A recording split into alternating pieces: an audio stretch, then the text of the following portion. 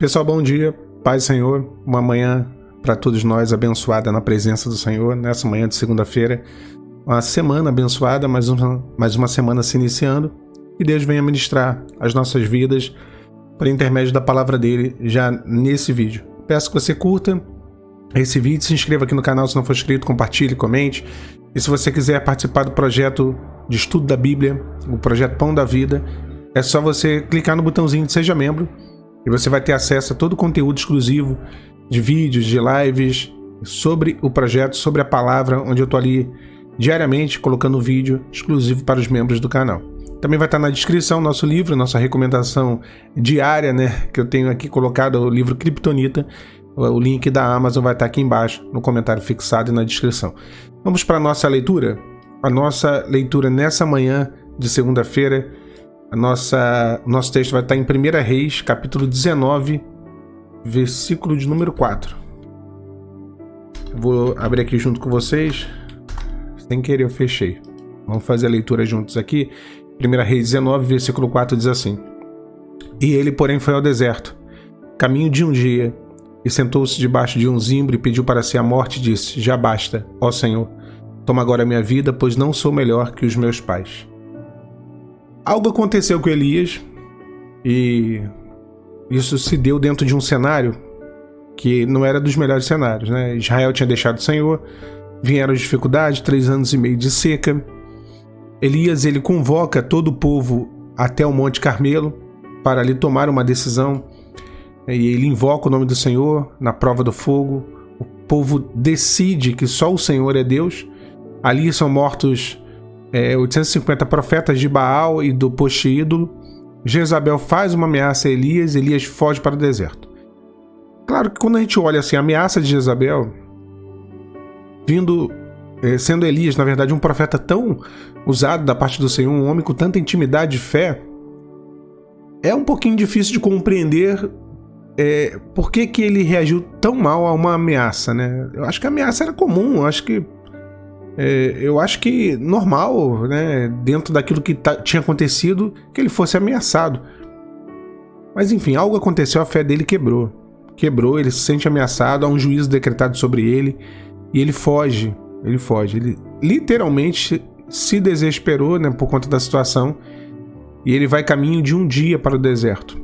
Então, quantas vezes nós vivemos situações assim na nossa vida, onde o inimigo, ele arruma uma forma de trincar a nossa fé, sabe? É aquilo. Às vezes, a gente conversando assim, quantas vezes eu me vi em situações, Se eu fosse conversar com os irmãos, vocês veriam coisas em mim que vocês talvez falassem assim: poxa, mas o Alan teme isso, o Alan, ele duvida disso, olha, a fé dele fica fraca nesse sentido, quando se trata desse assunto específico. E eu também veria coisas que de repente para mim seriam tranquilas, Aquilo é o que dói para um, mas não dói para o outro. É o que é difícil para um, mas não é difícil para o outro. Isso é normal. O adversário, ele por observação, ele acaba sabendo ali qual é o nosso ponto fraco, qual é a nossa kryptonita, Aqui fazendo menção ao livro que eu tô sempre divulgando. Qual é o nosso ponto fraco, aonde incomoda, aonde dói, aonde nos enfraquece, aonde realmente nós quebramos quando se toca. Então ele agiu nesse sentido na vida de Elias, e às vezes ele age assim conosco. Às vezes são os filhos, às vezes é um trauma do passado, às vezes é a questão financeira. Sempre tem algo ali que quebra a nossa fé e nos faz querer fugir para o deserto. Ele foi caminho de um dia para o deserto. Um dia. Então, o caminho de um dia tem uma questão interessante, Caminho de 3 dias já fica meio difícil tu voltar do deserto. Caminho de um dia dá pra voltar, pode mudar, dá tempo ainda de... Mas ele não quis, ele seguiu por aquele caminho, foi pra debaixo de um zimbro, foi ali tapar o sol com a peneira, porque o zimbro é uma árvore de pouca folha. São aquelas soluções paliativas que a gente tenta, Eu, durante alguns momentos de dificuldade, eu tentei, vou esparecer, vou pro shopping. Eu ia pro shopping, eu sempre digo, parecia que eu levava o meu deserto dentro da mala, dentro da carteira, não sei, porque pra onde eu ia tava comigo. Se eu viajei, foi na mala comigo. Eu ia passear, tava comigo, porque o problema, você pode fugir do problema, mas o problema quando tá dentro de você, não tem jeito. É você sentar debaixo do zimbro. O zimbro era uma árvore com pouca folha, uma árvore que não tinha fruto. É isso, é tapar o sol com a peneira. É tentar arrumar uma solução que não vai realmente ser uma solução efetiva, é uma coisa paliativa. Então ali ele deseja a morte, aquela coisa toda que a gente sabe. O anjo vem, toca em Elias e fala: o que tu fazes aqui? Elias, eu tenho pra mim que é o caso, talvez o único caso de profeta que se demitiu, pediu demissão. Ele pediu demissão. E o mais curioso é que Deus aceitou a carta de demissão de Elias. Só deu um aviso prévio, sabe? Deus virou pra ele e falou assim: olha só, tu quer cessar? Quer parar de ser profeta? Tudo bem. Só volta no caminho pelo deserto, né? Lá na frente, depois que ele tá lá na caverna, Deus fala isso com ele. Você vai ungir Eliseu, profeta, no teu lugar, Azael, rei da Síria, e você vai ungir o rei de Israel, né? Então, o Senhor manda ele voltar. Manda ele voltar para poder, se eu não me engano, Jeú, né? Rei de Israel. E manda ele voltar pelo caminho porque ele ainda tinha coisa para fazer. Mas eu cumpre o aviso prévio e vamos embora. Eu vou te levar embora. E aí leva ele embora no redemoinho. Agora, algo aconteceu. A fé de Elias quebrou. Meus irmãos, não adianta, o justo viverá pela fé. Se a tua fé quebrar, se a tua fé for corrompida, se ela chegar a um ponto em que realmente é irreparável, você não tem mais condições nenhuma de continuar por conta dessa condição espiritual, né? E ele chegou nesse ponto, aí realmente não tem o que possa ser feito, porque a nossa vida é pautada, é guiada pela fé. Agora, você tem que guardar a sua fé, né? Tem gente que gosta de supervalorizar o problema. Não, meu problema é tão grande, a minha fé realmente vai acabar quebrando. Isso não é bênção, não se vitimiza, não.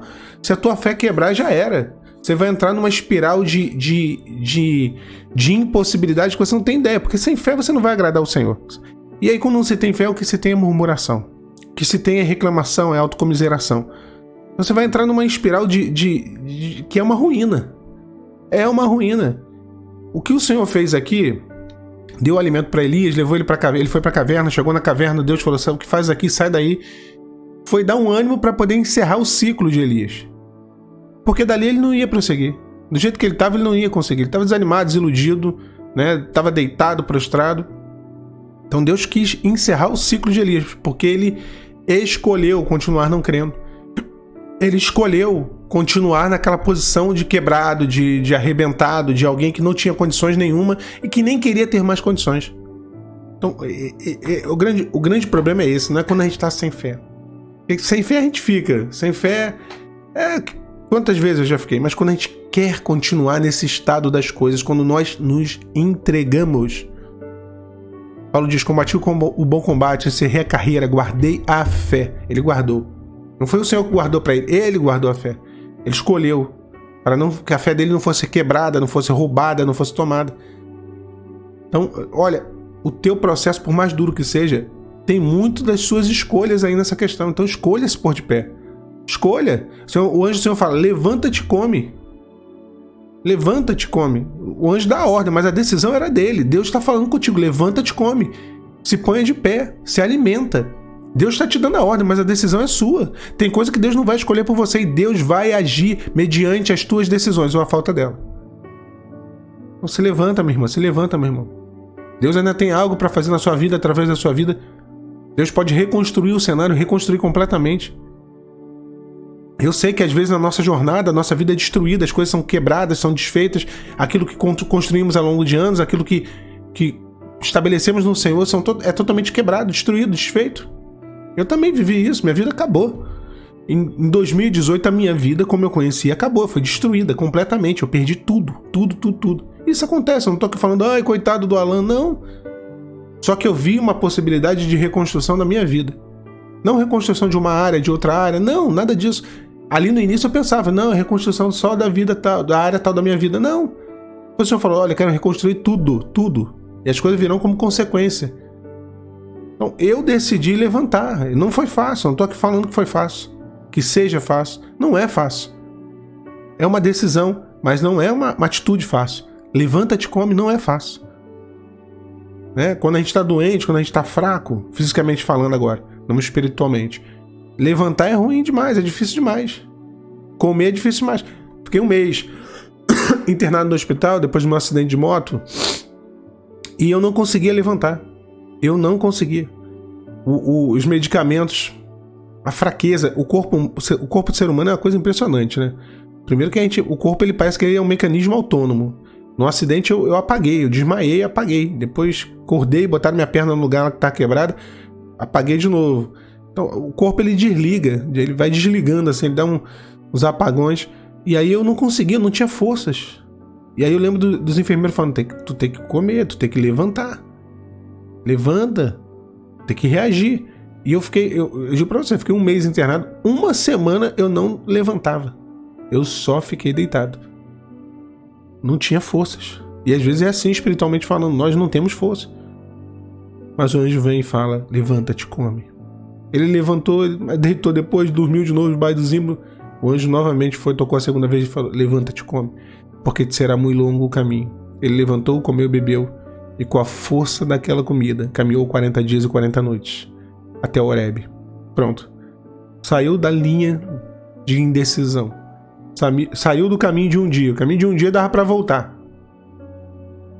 Quando ele caminha 40 dias e 40 noites, ele sai. Ele vai para as águas profundas, né? Lá de Ezequiel. Ele vai para uma experiência mais íntima com Deus. Ele vai até o Horebe. E ali Deus vai falar com ele. Ali Deus vai tratar. Ali Deus vai dar a ele as condições para que ele continue o ministério dele e cumpra através dele os propósitos. Se cumpra, né? O propósito que Deus tinha para realizar. Meu irmão, minha irmã, se ponha de pé. Nessa manhã e nessa semana, se ponha de pé. Deus não quer ver você prostrado. Bom, Deus te abençoe nesse dia. A paz de Cristo.